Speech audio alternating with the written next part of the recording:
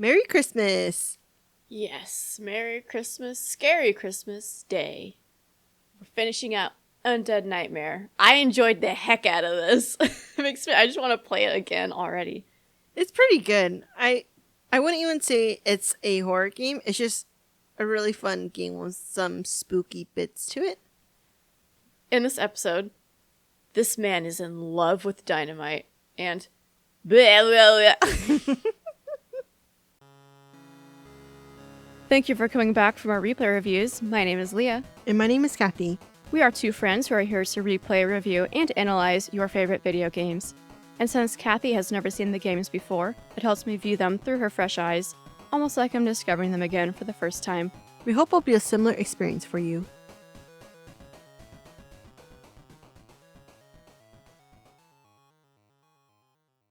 So John finds West Dickens again, who tells him that the border to Mexico is closed, but there's an army train headed there, and he's set up this whole thing for John to get a uniform with some deserted soldiers. I have to say, I kind of appreciate the work that West Dickens put into this for John. I agree, but I also think a lot of it is pretty selfish, that if John is able to do what he needs to do, then he has a better chance of survival. He's not going to Mexico anymore, is what I don't understand. I don't remember why he changed his mind, but he says he's going to Baghdad, or maybe Fort Mercer, which I'm also confused because didn't he just get run out of Fort Mercer? He's probably going to try a new identity. Or maybe his elixir is now a roofie and he's going to make everyone forget they kicked him out. Well, anyway, legendary moment at the end of this when West Dickens walks away. He's like talking about where he's going, and he's like, well, that is if I don't turn into a zombie. And then he says something along the lines of eating flesh and drinking human blood. But he extends the blood into a weird little tongue wiggle. So he goes drinking human blood. Or perhaps it's time to meet my maker with drool coming out of my mouth and a lust for human blood. So unnecessary, uncalled for, but it gets John a real laugh. It's so good, though. We had to rewatch it like 3 times. So John acquires the army uniform, then hitches a ride on the train. But the train stops to clear some blockage on the tracks. Who put these blocks on and how? They had to haul it from somewhere to bring it in. It's pretty intentional. It's not like it's just tree stumps and branches. It's heavy stuff. Or maybe that's just how they closed the border back in the day. Just put crates on the train tracks. The army men run off when they're attacked by zombies. So John just decides, hey, I'm going to crash this train through all the barricades. Which made the aforementioned parts unnecessary to try to haul and move them. We're in Mexico. John rides to Las Hermanas, where we see Sister Calderon, now Mother Superior. She's fighting off a zombie. Why is she alone? How is she alive? Yeah, why is she out there and all of the nuns are locked inside? Yeah. Locked inside. But also, you had the question, is this the nun from the Stranger Mission? And it is. And this will not be the last time we see this nun. That's my little nugget for you. But yes, she asked John to please rescue the nuns that are inside the monastery. And he does. Okay, but before he went in there, there's a line I really want to dissect with you. She's talking about the nuns and about her and John being capable. Unfortunately, many of my nuns are not so resourceful as you or I. Their innocence will kill them, which is truly a terrifying reality. I would not know. I think maybe you would. I remember watching that part of the game and a bit confused because my initial thoughts are their innocence, meaning they just have no skill set to defend themselves and that's what's going to get them killed. I know it runs much deeper than that. Part of it is that, in a way, I think it means you must be a bad person to redeem yourself in order to be a good person. Mother Superior and John are willing to shoot someone, right? Shoot a zombie to survive. But she's saying, the nuns are too innocent to know how to defend themselves, essentially. Mm-hmm. And so when John's like, oh, I wouldn't know about that, she recognizes that he knows how to survive and knows what needs to be done. I think it also is reflective for John maybe he was with Dutch and in that gang, maybe he was forced to kill someone and he didn't want to, but it was like the push that if you stay innocent, you're gonna die. And that was his turning point.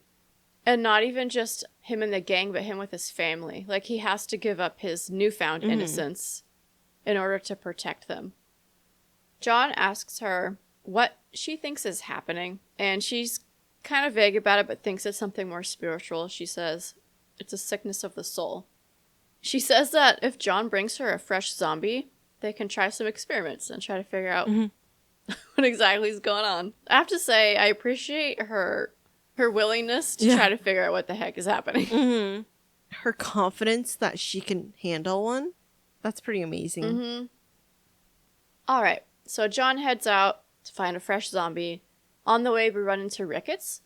Again, this man just loves dynamite. This is not the first time he's going to talk about used dynamite in the short appearance he has in this game. He is so chill to just be there, unafraid of these zombies. Yeah, he seems unbothered. He also seems a little more full of himself in this game. He was more contemplative in the first game. I think he's really more like how John is relaxed. Maybe this is his natural state. Because in the first game, he doesn't really know John, but here it's like best pals reuniting. All right, well, John does return to Mother Superior Calderon with a fresh zombie. She douses it in holy water, and it seems like it almost works. He almost turns back into a human, but then it kind of fails. I bet West Dickens would love to have his hands on the holy water. Well, after that test fails, she says she needs more time to think. But in the meantime, John could clear out the sepulchro graveyard. Which he does, and of course, out pops from his grave DeSanta. Kill that man. Felt kind of good to kill him, because the first time I let other people kill him. Not this time. John then returns to Ricketts with what he had asked for, which is mostly dynamite, but also West Dickens' bait. So with it, they make exploding zombie bait. Handy. I don't think I ever use it, though. And then John returns to Las Hermanas. Did you have any other notes on Ricketts? No, but I thought that the bottle of bait was pee, because why is it lime yellow? Looks like a Mountain Dew. John returns to Las Hermanas. He sees a woman walking out. He says to Mother Superior, who is that? He's sure he keeps seeing her around. She responds that she said she was from a holy order in Escalera. So apparently this woman has blamed the curse on Reyes, which I wouldn't be surprised. She claims he angered an ancient goddess by disturbing her crypt. So, of course, John heads out to go find Reyes. And, of course, Reyes is known for abandoning pregnant ladies. He probably got them pregnant. Disgusting. National Gigolo. Yeah, exactly. Anyways, this guy's bugging me, and I'm not surprised that they blame it on him. Nor am I. I'm also not surprised to see that he's chasing this woman around the table. Even in zombie form. I love John, though. Stop that right now, Abraham. Like he's a dog. At this point, though, doesn't John know that these people are far gone from understanding human language? John seems to be altogether sort of unconcerned. Yeah. Or under-concerned with the zombies. He says again to this woman, like, haven't I seen you before? And she kind of just brushes it off. She tells him that Reyes heard of an ancient myth and tested it, saying he stole a mask from a crypt that's below the villa. How did Abraham learn about this? I don't know. Well, I might have an answer for you, potentially, maybe. So then the two of them leave to go return the mask. We walk into these underground tunnels, and she's saying weird things in the tunnels, just trailing behind John. And one of them she says is, some of them worship the moon, and the brave man has to kill everyone. And John says, hey, that's what Jack was. Who the hell are you? And she's quoting verbatim what Jack said at the beginning of the game when he's describing the book he's reading to John. So I don't know if this book maybe talks about the curse, or if it's like, that's what it's indicating, or if it's indicating that she was there. I don't think she was there when the book was being read, but maybe it's a well-known story. The fact that it made it into a book, and it's from their ancestors, I'm not surprised it's well-known. I just think that it's the moment where John has a full circle moment from the beginning of the game. So then they get to, like, the shrine area where the mask belongs, and she's like, put it back. And he's like, are you sure? And she just says, yes, my name is Ayateal. Yeah.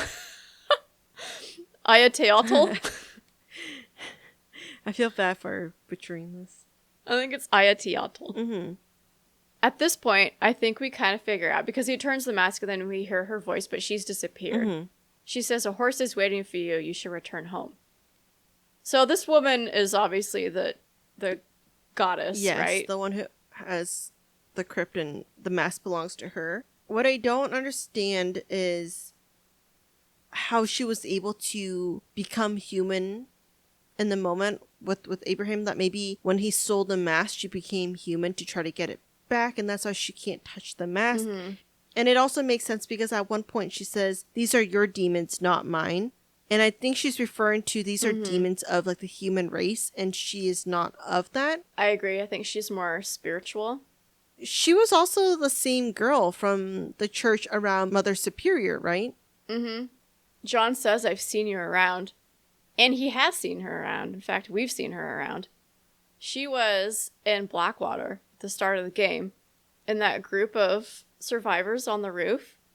She's just walking behind them, not saying anything. And then the other group at the barrels, she's there too. Oh. And then when he's helping the marshal, she's outside the window, just like peeking in. Wait, in this game or in Red Dead Redemption? Yeah. Okay. In this game. And you don't really notice it because it's like, they're so obvious about it that you're like, oh, it's just an NPC. Yeah. Just checking things out. Oh. But yeah, I love that that's just a great detail. Yeah.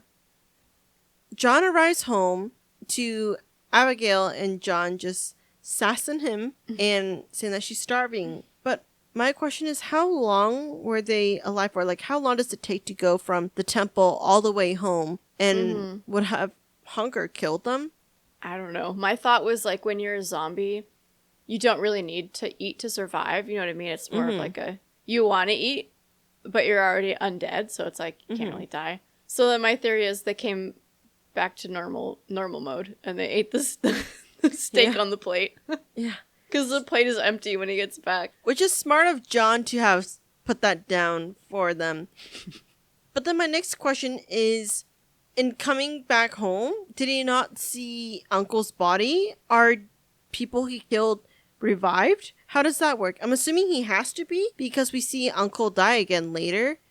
But how does that work out for people who should have been dead, who became zombies? John killed them. Are they back to dying, or are they also revived? So I think what happens is he was able, because like we were clearing out the graveyards by burning them. Mm-hmm. So I think the people that rose from the dead, like you burn them and then it sends them back to wherever they came from. And then, yeah, I think people that died just get revived. Or people that he killed that were previously alive, I think just get revived. Okay. Logic might be flawed, but it's a good time. Mm-hmm. They also joke about her cooking again. Yeah. Maybe women don't belong in the kitchen. Should we jump to a few months later? Mm-hmm. Ugh. Seth's dumb ass has to go steal the mask. How did Seth know to find it? I don't know. This man's crazy. But maybe it was inspired by him no longer having any friends or women who pay attention to him, so then he needs to steal it so he can get attention. 100%. I mean, like we said, he was on Cloud 9 when the zombies were alive, so he probably just wants that life back again. Like we said, it's been a few months later. John is dead. And when the mask is taken, we see Zombie John rising from his grave. In a new outfit. Mm-hmm. Which, nice detail about the outfit is you cannot wear John's hat as Zombie John, because if you remember at the end of the main game, Jack has his hat now. Oh. So great attention to detail. Okay. Back to an earlier topic about the holy water that Mother Superior gives John. Do we do anything with it? You can use it in the game, but the main purpose is when John rises from the dead, that little, like, info box pops up, and it's like, John's family laid him to rest, and they saw this mysterious flask of water on him, but they just left it. That's the holy water. And it insinuates because it says he's basically a zombie, but he still has the soul of a man. Mm-hmm. And the holy water is what allowed that to happen. That's pretty interesting. It's another cool little detail. Yeah. Okay, I didn't realize that. That's pretty cool. Well, that's all I have. I liked it. I liked how it was quick and effective. I know you cut a lot of the killing out, so that probably helped. Yeah. It's very, again, nostalgic. Gives me the same kind of Uncharted vibes because of like the year and the style it was made. I just like Sassy John so much more than Red Dead Redemption, because Red Dead Redemption was good, but it wasn't, and spoiler, it's not going to be my favorite game of the season, I don't think, of all games we played, but Undead Nightmare is probably going to be on there just because John's character has so much more depth to him than just John being controlled. I like this John. I agree. And it makes me kind of sad because I think this is more true John.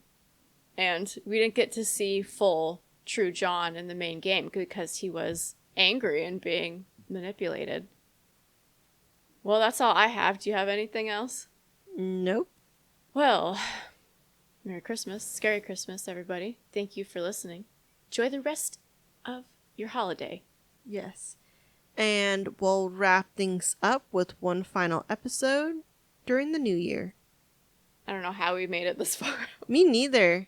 I don't know how we stayed on schedule. I think we said the exact same thing last year and then the year before. I think it was it season 2, Layers of Fear, where we made it work, but at what cost? My sanity. Pretty much. Not again, though. We have a plan. We have a real plan this time. That's a hint, actually. I have a plan. Kathy doesn't know, Oh. but you guys know. I thought I knew, but apparently not. Well, with that, have a great Christmas, everyone. Stay safe, and we'll hear from you on New Year. No, you'll hear from us from New Year. us. Yeah, sorry. You'll hear from us on New Year's Day. Correct. Audacity on 1, 3, 2, 1. Thank you for listening, and don't forget to send in any questions, comments, or game suggestions. You can find all our contact info on our website, replayreviewspod.com, or contact us directly through our site. Did we completely miss something? Are we way off the mark? Or you just want us to take a deeper look at anything from the game? We'll tackle any topics you all want to hear in our season wrap-up episode. We also have a Reddit where we discuss anything we're curious about. Go take a look and let us know what you're thinking. Our theme music is Condemned by Eggy Toast. They'll play you out, and we'll be back next week.